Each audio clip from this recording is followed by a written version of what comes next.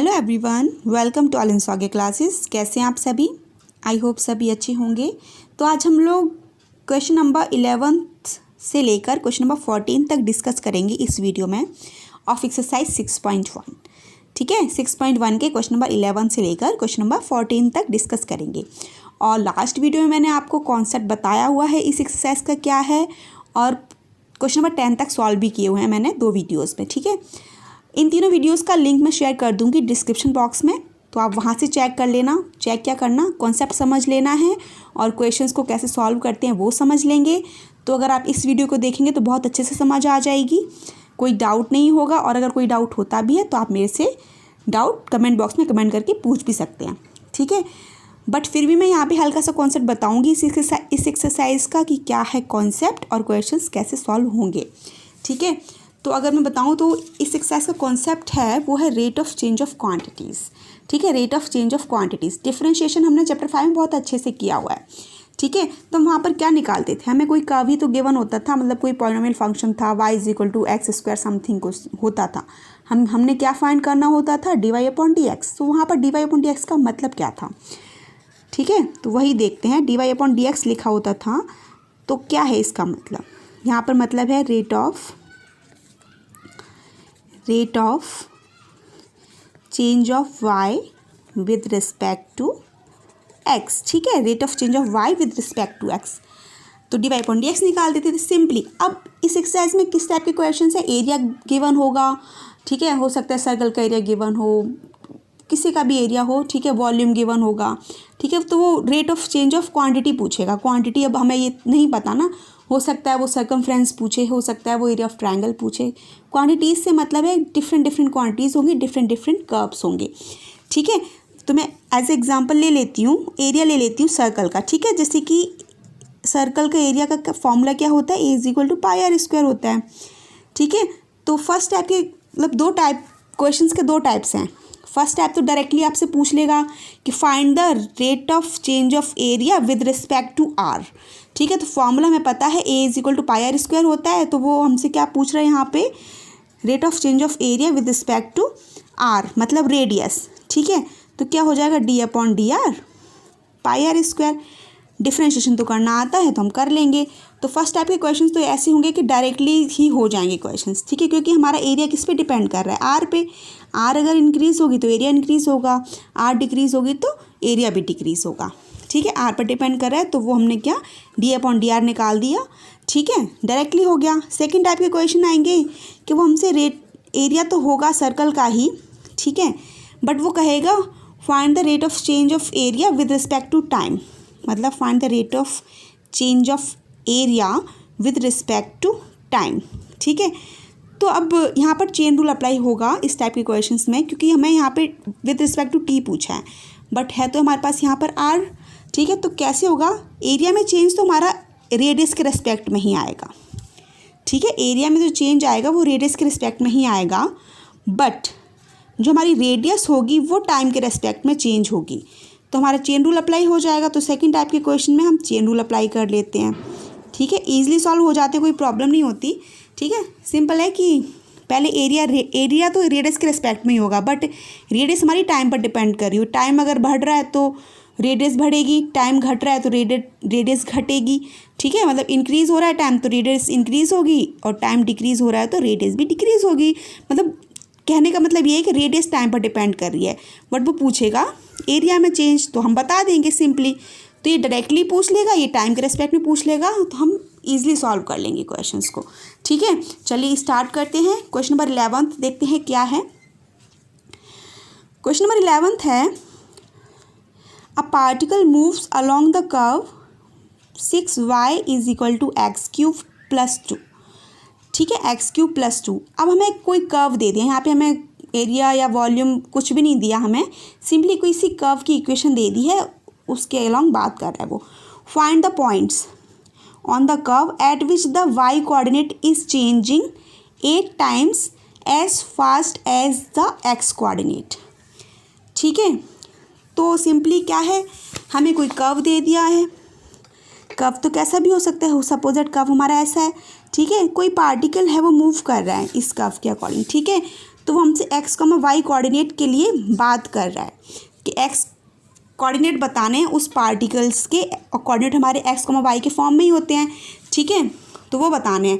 बाकी के क्वेश्चन में कर्व की इक्वेशन गिवन है और सेकंड कंडीशन क्या गिवन है, the curve at which the Y coordinate is changing 8 times as fast as the X coordinate, ठीक है। तो हमारा जो वाई कोऑर्डिनेट है वो चेंज हो रहा है, मतलब dy upon D T is equal to 8 dx upon D T given है, ठीक है, क्योंकि चेंज किसके करस्पॉन्डिंग होगा, टाइम के करस्पॉन्डिंग ही होगा, ठीक है। तो ये वाई कोऑर्डिनेट में चेंज दे रहा है, टाइम के करस्पॉन्डिंग कितना है वो 8 times as fast as X coordinate, ठीक है, मतलब dy upon D T is equal to 8 dx upon D T हमें यहाँ पर गिवन है, और कर्व की इक्वेशन भी गिवन है, और सिंपली हमें क्या एक्स कॉमा वाई फाइंड करने हैं।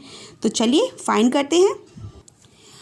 तो सबसे पहले तो जो गिवन है वो लिख लेंगे। तो गिवन क्या है क्वेश्चन में ना, जो गिवन है वो लिख लेंगे सबसे पहले।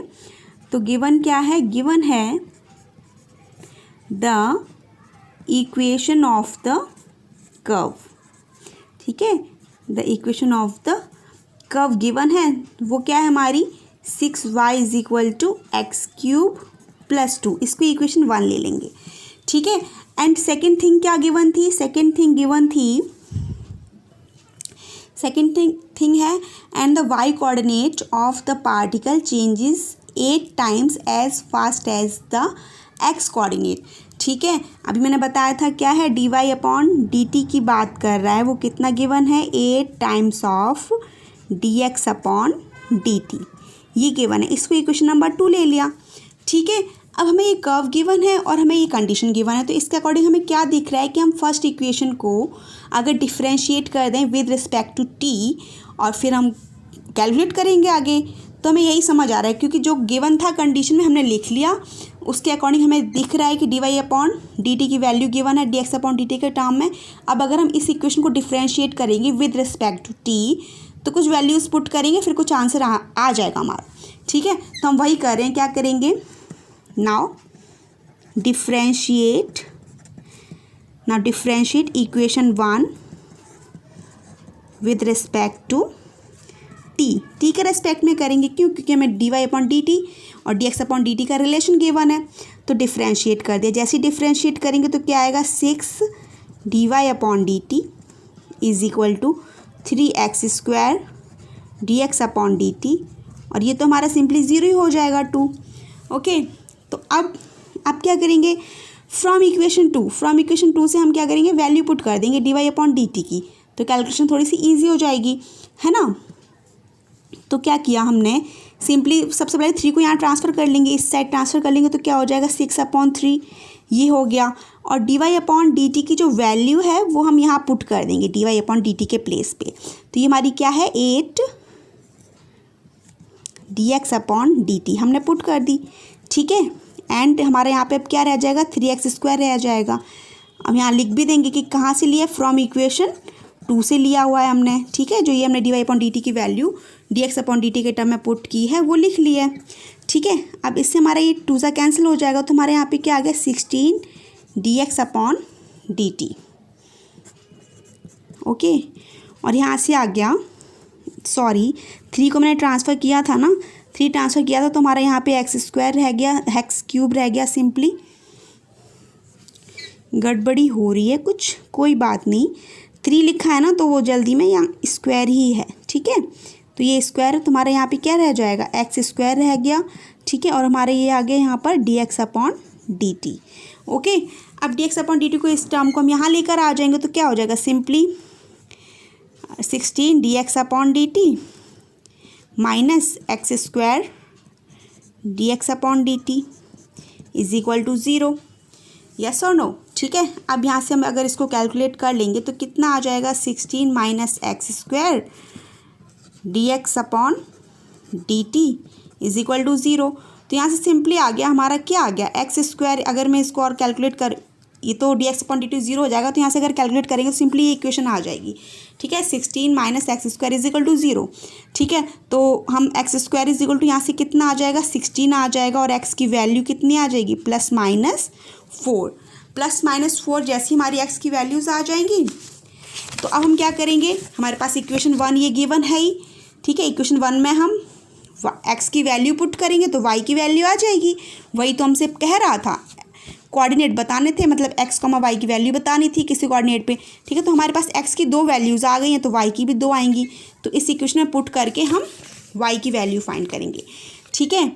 तो चलिए देखते हैं, फिर लिख रहे हैं when x is equal to कितना ले लेंगे, x इज इक्वल टू +-4 आया है तो x इज इक्वल टू हम क्या ले रहे हैं, पहले +4 ले रहे हैं, ठीक है। तो फिर then y is equal to क्या आएगा, y इज इक्वल टू ये इक्वेशन 1 है ना, इसी में y इज इक्वल टू हो जाएगा हमारा 4³ + 2 डिवाइडेड बाय 6, ठीक है। तो यहाँ से कितना आ जाएगा, 64 आ जाएगा, 4 का क्यूब 64 + 2 डिवाइडेड बाय 6 कितना आ गया, 66/6 विच इज इक्वल टू 11, ठीक है। तो फर्स्ट कोऑर्डिनेट हमारा यहाँ से हमें क्या मिल गया, सॉरी क्या मिल गया, 4,11, मतलब x की वैल्यू 4 है तो y की वैल्यू कितनी आ गई, 11, ठीक है। And when x is equal to क्या पुट करेंगे हम, -4 पुट करेंगे, ठीक है। तो जब -4 पुट करेंगे तो फिर क्या आ जाएगा, y इज इक्वल टू -4 का क्यूब + 2 डिवाइडेड बाय 6, ठीक है। तो यहाँ से कितना हो जाएगा, -64 + 2 डिवाइडेड बाय 6, और ये कितना आ जाएगा हमारा -62 डिवाइडेड बाय 6, 2 के टेबल से कैंसल्ड आउट हो जाएगा, कितना आएगा, 2 3 ज़ा 6, 2 1 ज़ा 2, माइनस साइन तो रहेगा ही, और 2 3 ज़ा 6, ठीक है। तो सेकंड क्या आ गया हमारा, when x is equal to -4 तो y इज इक्वल टू कितना आ गया, -31/2। तो ये कोऑर्डिनेट्स हैं हमारे, ठीक है। तो जो कोऑर्डिनेट्स आ गए, जो हमारे पॉइंट्स हमें मिले हैं वो क्या है, ये आए हुए हैं। तो हम लिख देंगे, बस आंसर को रिप्रेजेंट करना है तो आंसर को रिप्रेजेंट कर देंगे कैसे, hence the points on the curve are, ठीक है। 2 पॉइंट्स आए हैं हमारे पास, तो 2 पॉइंट्स हो गए, कोऑर्डिनेट्स तो कितने भी हो सकते हैं, ठीक है। तो क्या हो गए, सबसे पहले तो एक हो गया 4,11 एंड सेकंड हो गया हमारा -4, -31/3, ओके। तो ये हमारा क्या हो गया, ये हमारा आंसर हो गया। आई होप समझ आ गया होगा, ठीक है। सिंपली कर्व गिवन था और ये कंडीशन गिवन थी, बस उस कंडीशन को हमने अप्लाई किया, डिफ्रेंशिएट करके वैल्यूज़ पुट की और सॉल्व किया। कोई नहीं, यहाँ पे थोड़ी सी मेरे से मिस्टेक होगी, बट आपको तो समझ आ ही गया होगा, यहाँ पर कोई माइनर सी मिस्टेक थी, ठीक है। वो हो जाती है, सबसे हो जाती है। फिर वैल्यू पुट की हमने तो x की वैल्यू आ गई, y की आ गई, फिर 2 पॉइंट्स मिल गए हमें, ठीक है। चलिए अब देखते हैं क्वेश्चन नंबर 12। क्वेश्चन नंबर 12 है, the radius of an air bubble is increasing at the rate of 1/2 centimetre per second. At what rate is the volume of the bubble increasing when the radius is 1 centimetre, ठीक है। तो सबसे पहले तो जो given है वो देख लेते हैं, क्या क्या गिवन है और क्या फाइंड करना है। तो ये तो सिंपल है, ये इजी क्वेश्चन है, इस टाइप के क्वेश्चंस तो बहुत किए हैं हमने, बट फिर भी बताती हूँ मैं। The radius of an air bubble, अब एयर बबल हमारा होगा तो ऑब्वियसली है क्या है, वो स्फीयर हो गया, ठीक है, स्फीयर हो गया हमारा। तो इस इंक्रीजिंग, तो रेडियस हमारी क्या कर रही है, इंक्रीज हो रही है, मतलब dr/dt गिवन है। सिंपली नहीं समझ आ रहा तो यूनिट से समझ आ जाएगा कि हमारा ये क्या है, dr/dt है, जो हमें 1/2 गिवन है centimetre per second. At what rate is the volume of bubble increasing, अगर रेडियस हमारी इस स्पीड से इंक्रीज कर रही है तो वॉल्यूम कितना इंक्रीज होगा, मतलब dv/dt पूछ रहा है वो हमसे, when the radius is 1 centimetre, जब रेडियस कितनी है, 1 सेंटीमीटर। ईजी क्वेश्चन है, ठीक है। चलिए स्टार्ट करते हैं। तो एयर बबल था हमारे पास, तुम्हें पता है जब एयर बबल है तो ऑब्वियसली है कि वो हमारा स्फीयर शेप है, ठीक है। तो स्फीयर का वॉल्यूम यूज़ हो जाएगा फॉर्मूला का, फिर हम यूज़ करेंगे उसको। तो लिख देंगे सबसे पहले क्या, the volume of air bubble क्या हो जाएगा, v, ठीक है। वॉल्यूम ऑफ स्फीयर, अब एयर बबल है, हमें पता है कि क्या होगा, स्फीयर है, तो वॉल्यूम ऑफ स्फीयर क्या होता है, 4/3 πr³, यस और नो। और गिवन क्या है, सबसे पहले तो गिवन है हमें, एंड गिवन है dr/dt, ठीक है। एरिया में चेंज रेडियस में चेंज गिवन था, कितना है 1/2 सेंटीमीटर पर सेकेंड, वो लिख लिया। एंड आर भी गिवन है, वो आर चलो पूछा है हमसे, वो हम बाद में यूज़ करेंगे, ठीक है। तो सबसे पहले तो वॉल्यूम है हमारा ये, ठीक है। तो differentiating equation 1 with respect to t, ठीक है। तो डिफ्रेंशिएटिंग इक्वेशन 1, क्योंकि हमें dv/dt फाइंड करना है। फाइंड क्या करना है, चलिए वो भी लिख देते हैं। टू फाइंड dv/dt, ओके, ये फाइंड करना है। तो dv/dt फाइंड करना है, v पता है, r ये गिवन है, तो हम लिख लेंगे। सबसे पहले हमें आइडिया माइंड में तुरंत आ गया, क्या करेंगे हम इक्वेशन 1 को डिफ्रेंशिएट कर देंगे विद रिस्पेक्ट टू टाइम। तो देयरफॉर क्या हो जाएगा dv/dt, ठीक है, dv/dt हो गया। तो यहाँ पे जो हमारा ये वॉल्यूम है, वॉल्यूम का फॉर्मूला ये है, वही आएगा, ठीक है। तो ये आएगा हमारे पास 4/3 πr³ और सिंपली dr, रेडियस हमारी किसके रेस्पेक्ट में चेंज हो रही होगी, टाइम के रेस्पेक्ट में चेंज हो रही होगी, तो dr/dt आ गया, ओके। अब हम इसको डिफ्रेंशिएट कर लेंगे, तो क्या आ जाएगा 4/3, r को डिफ्रेंशिएट करोगे तो 3r² और पाई तो हमारे पास था ही, ठीक है। और dr/dt भी लिख लिया हमने, ठीक है। अब हमने dv/dt तो फाइंड करना है, तो dv/dt लिखा। अब जो हमें गिवन है हमें 4, r की वैल्यू भी गिवन है, ठीक है। r की वैल्यू भी गिवन है, क्वेश्चन में गिवन थी at r equal radius is 1 centimetre, ठीक है।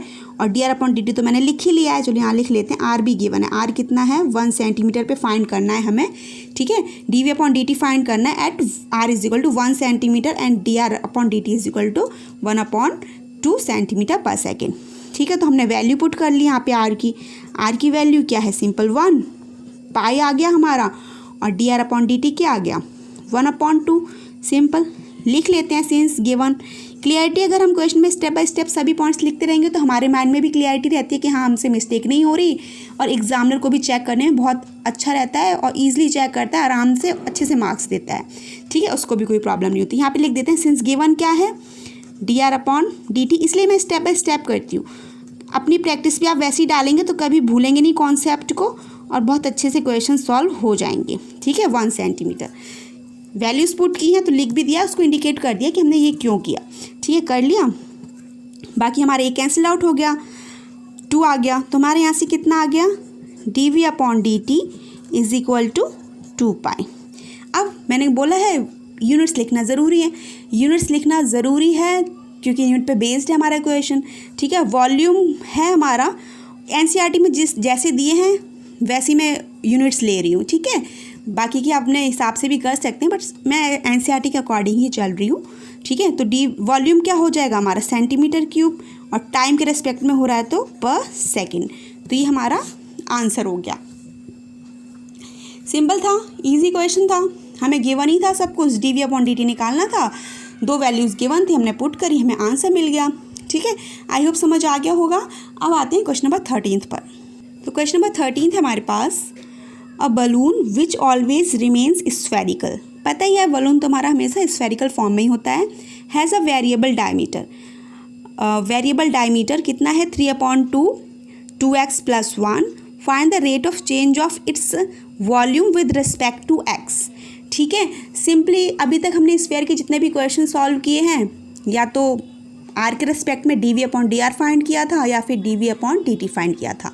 टाइम के रेस्पेक्ट में dv/dt और r के रेस्पेक्ट में dv/dr, ठीक है। बट ये वाला क्वेश्चन है हमारा कि इसमें कैसे फाइंड करना है। सेम क्वेश्चन है, सेम पैटर्न है, कुछ भी अलग नहीं है। सिंपली हमें डायमीटर गिवन है, d दे दिया, अब हमें d is equal to 3/2 2x + 1, और रेट ऑफ चेंज किसके रेस्पेक्ट में कह रहा है, वो वॉल्यूम dv/dx कह रहा है। Find the rate of change of its volume, ठीक है, विद रिस्पेक्ट टू x के रेस्पेक्ट में चेंज पूछ रहा है, मतलब dv/dx पूछ रहा है।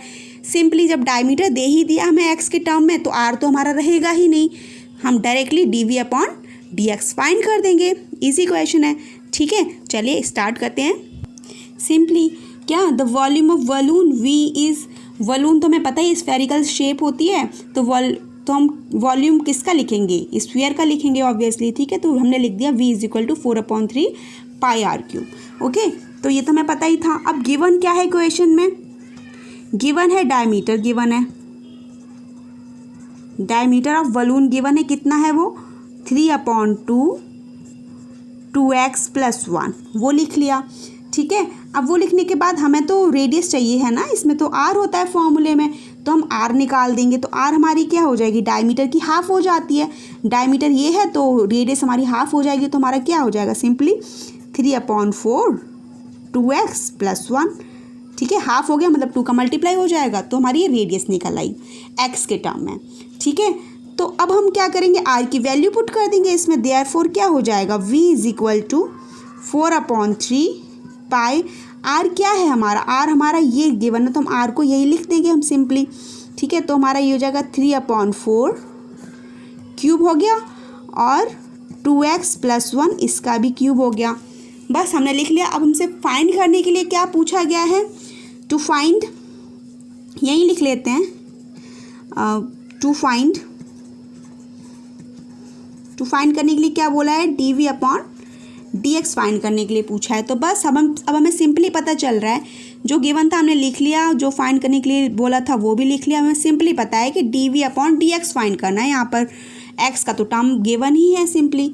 ठीक है, तो देयरफॉर क्या हो जाएगा, differentiate this with respect to x, तो dv/dx हो गया सिंपली।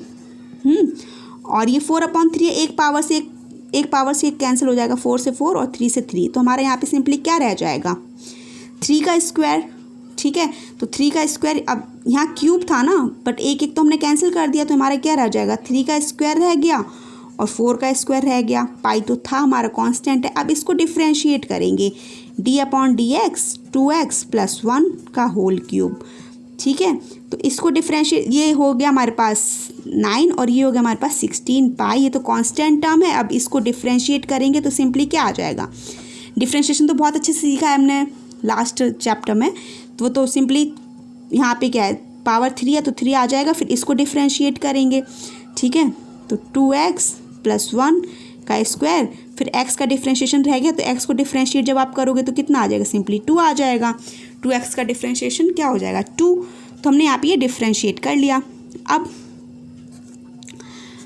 2 × 16 होता है वो लिख लिया। ठीक है, और हमारे यहाँ पे कितना हो जाएगा 27 हो गया, 9 3 27 अपॉन यहाँ कितना आ गया 8 आ गया। ठीक है, पाई और 2x + 1 स्क्वायर, हमने क्या फाइंड कर लिया, dv/dx फाइंड कर लिया, वो हमारा इतना आ गया। अब इससे आगे तो कुछ सॉल्व भी नहीं हो सकता, तो यही हमारा आंसर है। रही बात यूनिट की, एनसीईआरटी में यूनिट नहीं गिवन, इसकी सॉल्यूशन की यूनिट नहीं गिवन। क्यों, क्योंकि x तो हमारी कोई क्वांटिटी ही नहीं है, रेडियस भी नहीं है, डायमीटर था बट डायमीटर x के टर्म में था, बट x हमारा क्या है ये क्वेश्चन में गिवन नहीं था कि x हमारी कौन सी क्वांटिटी है, तो हम क्या यूनिट लें इसकी। ठीक है, तो हमने इसको ऐसे ही छोड़ दिया। ठीक है, क्योंकि एनसीईआरटी में भी नहीं गिवन, यूनिट का उन्होंने कहीं जिक्र ही नहीं किया। अगर करते तो हम उसके अकॉर्डिंग यूनिट का यहाँ पर यूज़ करते, बट यूनिट्स नहीं गिवन तो कोई बात नहीं, हम क्वेश्चन को ऐसे ही छोड़ देंगे। ठीक है, ऐसे क्या छोड़ना, आंसर हमारा यही है और ये सही आंसर है। तो वॉल्यूम, सबसे पहले वही volume of balloon, sphere, balloon हमारे स्फीयर की शेप में होता है वो लिख लिया। फाइंड करना था dv/dx फाइंड करना था। डायमीटर हमारा x के फॉर्म में गिवन था वो लिख लिया। तो हमने रेडियस फाइंड कर ली, रेडियस हमारी ये आ गई। फिर वॉल्यूम में हमने r की वैल्यू पुट कर दी ये वाली, और फिर सॉल्व किया तो हमारा आंसर आ गया 27/8 पाई 2x + 1 होल स्क्वायर। ठीक है, तो this is the answer. I hope समझ आ गया होगा। अब आते हैं क्वेश्चन नंबर 14 पर। तो क्वेश्चन नंबर 14 है हमारे पास, a sand is pouring from a pipe at the rate of 12 cm3/s। ठीक है, कोई पाइप है, वहाँ से हमारी सैंड गिर रही है। ठीक है, और उस पाइप का जो वॉल्यूम, मतलब कितनी सैंड का जो वॉल्यूम है वो, मतलब जो चेंज हो रहा है, dv/dt कितना गिवन है हमें 12 cm3/s। यूनिट वैसे समझ नहीं आ रहा तो यूनिट देखकर समझ आ जाएगा क्या है, dv/dt गिवन है। ठीक है, the falling sand forms a cone. ठीक है, जो सैंड हमारी गिर रही है वो क्या कर रही है, कोन बना रही है on the ground in such a way that the height of the cone is always 1/6 of the radius of the base. ठीक है, कुछ कंडीशन गिवन है, मतलब कोन के फॉर्म में सैंड गिर रही है हमारी। ठीक है, और वो फॉर्म कर रही है, हमारा कोन फॉर्म कर रही है, और height of the cone is always 1/6 of its radius. तो जो हाइट है हमारी हमेशा 1/6 6r है, ये गिवन है क्वेश्चन में। How fast is the height of sand cone increasing, ठीक है, कितनी फास्ट हमारी हाइट इंक्रीज होगी जो हमारी सैंड का कॉन बन रहा है उसकी, मतलब dh/dt पूछ रहा है हमसे। When the height is 4 centimetre, जब हमारी हाइट कितनी हो जाएगी, 4 सेंटीमीटर हो जाएगी, तो dh/dt बताना है, हाइट में चेंज बताना है, ठीक है। जब हमें क्या गिवन है, dv/dt गिवन है, ठीक है, यूनिट से पता चल रहा है। और सिंपली अगर मैं बोलूँ कि कोई पाइप है, ठीक है, कोई पाइप है, सपोज दैट पाइप से, ये पाइप का फॉर्म है, ठीक है, यहाँ से हमारी सैंड फॉल हो रही है, जैसी सैंड फॉल होगी तो हमारा क्या कोन बन रहा है, कोन बन रहा है, सिंपली कोन बन रहा है। तो कोन की ये हमारी h हो गई हाइट और ये हमारी रेडियस हो गई r, ठीक है। इसमें रिलेशन क्या दे दिया उसने, h हमारी कितनी है 1/6 ऑफ r, ये, ठीक है। तो बस ये पाइप है, इसमें हमारी सैंड जो फॉल हो रही है वो कोन बना रही है। तो कोन बनाई, जितनी सैंड यहाँ से गिर रही है, जो सैंड का गिरने का रेट है वो कितना है हमारे पास, सिंपली कितना है 12 सेंटीमीटर क्यूब पर सेकेंड, ये है। तो 12 सेंटीमीटर क्यूब पर सेकेंड है, पर सेकेंड इतना वॉल्यूम हमारा आ रहा है। तो फिर हमें बताना, मतलब dv/dt हमें पता चल गया और h की वैल्यू भी पता चल गई r के फॉर्म में। हमने फाइंड क्या करना है, dh/dt फाइंड करना है और हाइट भी गिवन है। चलिए सॉल्व करते हैं। तो simply the volume of cone की बात हो रही है तो हम वो लिख लेंगे। क्या हो जाएगा, हम लिख लेंगे सबसे पहले तो द वॉल्यूम ऑफ कोन, ठीक है। v इज गिवन बाय, कैसे होता है, किस फॉर्मूला क्या होता है, v is equal to 1/3 pi r square h, ये फॉर्मूला हो गया, ठीक है। अब जो मैंने कहती हूँ कि क्वेश्चन में गिवन क्या है, गिवन है h is equal to 1/6r। अगर मैं इसको और सही से लिखूँ तो r इज इक्वल टू कितना गिवन है, सिंपली 6h गिवन है, ठीक है। And h is equal to भी गिवन है, h एंड और भी कुछ गिवन है, चलो कॉमा लगा के यहाँ लिख देते हैं। dv/dt भी गिवन है, वो कितनी है हमारी 12 सेंटीमीटर क्यूब पर सेकेंड, ठीक है। एंड एक चीज़ और गिवन है, कितनी, कब पूछ रहा है वो हमसे, टू फाइंड भी यहाँ लिख देते हैं, टू फाइंड सब कुछ लिख देती हूँ। टू फाइंड dh/dt फाइंड करना है हमें, टू फाइंड dh/dt, ठीक है। व्हेन गिवन है h is equal to this, dv/dt ये गिवन है, और dh/dt हमें कब फाइंड करना है, when h is equal to कितना गिवन है, 4 सेंटीमीटर, ठीक है। dh/dt फाइंड करना है कब, जब h इज इक्वल टू 4 है, dv/dt गिवन है और r भी गिवन है h के टर्म्स में। फॉर्मूला हमें ये पता है, डिफ्रेंशिएट करेंगे, वैल्यूज़ मिलती जाएंगी, उन वैल्यूज़ को पुट करेंगे और आंसर आ जाएगा सिंपली, ठीक है। तो देयरफॉर अब हमारे पास क्या है, वॉल्यूम ये है, v is equal to 1/3 pi r square h, ये लिखा हुआ है, ठीक है। अब हमारे पास r का आप देख रहे हो, इस हमने क्वेश्चन में जो भी गिवन था हमने सब लिख लिया, ठीक है। फाइंड क्या करना है, dh/dt फाइंड करना है, ठीक है। h गिवन है, r की वैल्यू भी गिवन हो गई है हमें h के टर्म्स में, तो r को रखने का कोई मतलब नहीं है, हम r की वैल्यू को रिप्लेस कर देते हैं 6h से। तो ये क्या हो जाएगी हमारी 1/3 पाई, r की वैल्यू कितनी आ जाएगी हमारी 6h का होल स्क्वायर हो गया, और हमारा h तो है यहाँ पे, तो सिंपली v आ जाएगा हमारा 1/3, 6 का कितना हो जाएगा 36, h स्क्वायर क्यों, एक स्क्वायर ये हो गया, एक ये हो गया, तो h क्यूब हो गया और सिंपली पाई आ गया। तो ये हमारे पास आ गया और ये 3 से ही कैंसिल हो जाएगा, 12 आ गया। तो simply v is equal to कितना आ गया 12h क्यूब पाई। तो हमारा ये वॉल्यूम आ गया h के टर्म्स में, ठीक है। जैसे h के टर्म्स में वॉल्यूम आया, हमें पता है हमें क्या फाइंड करना है, dh/dt फाइंड करना है।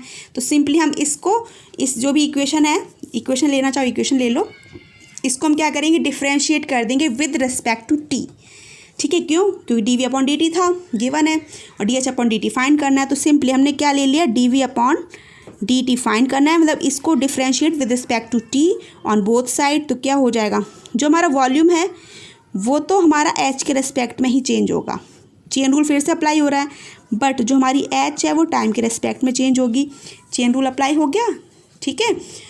तो बस अब लिख लेते हैं हम v कितना गिवन है, v हमारे पास है 12h cube pi upon dt और dh अपॉन dt, ये लिख लिया, ठीक है।